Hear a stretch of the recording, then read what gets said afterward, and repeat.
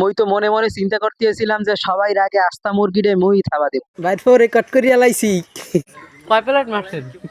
Plate 10 মারছে, বেশি খাইতেই না তো অল্প। ও হেল লাগে প্লেট 10 খাইছি। আলিম গরম করে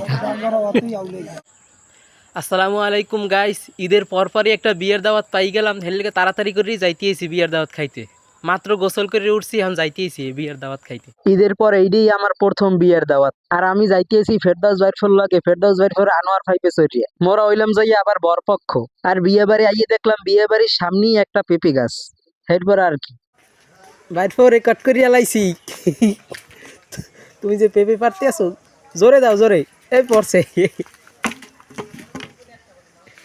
পাকছে সম্ভবত ভালো করে পায় না, কষ্ট লাগে, সুক্ক লাগে।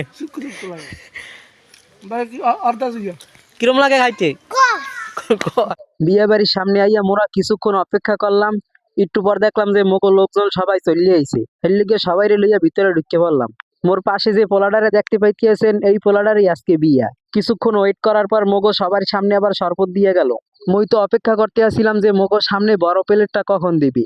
একটু পরই দেখি মোগো সামনে বড় প্লেটটা লইয়াইছে। মই তো মনে মনে চিন্তা করতে আসছিলাম যে সবাই আগে আস্তা মুরগিরে মুই থাবা দেব। এখন কথা না বাড়াইয়া তাড়াতাড়ি আস্তা মুরগিটা খাওয়া শুরু করে দিই, নাইলে পরে আবার বাগে পামু নানি।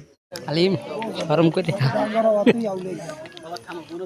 আর মুই আগেই বাড়িতে চিন্তা করিয়া আইছি, বিয়া বাড়ি আইয়া ভাত খাওয়া যাবে না, বেশি বেশি গোস্ত খাইতে হবে। খাওয়া লওয়ার পর 15-20টা মিষ্টি খাইয়া একটু ফিনিশিং দিলাম।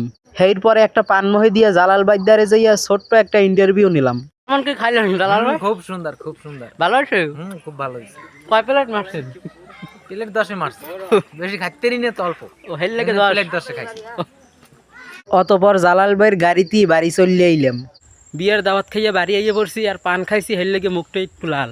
আর আজকের মতো ভিডিওটা এখানেই শেষ। সবাই ভালো থাকবেন, সুস্থ থাকবেন, ধন্যবাদ।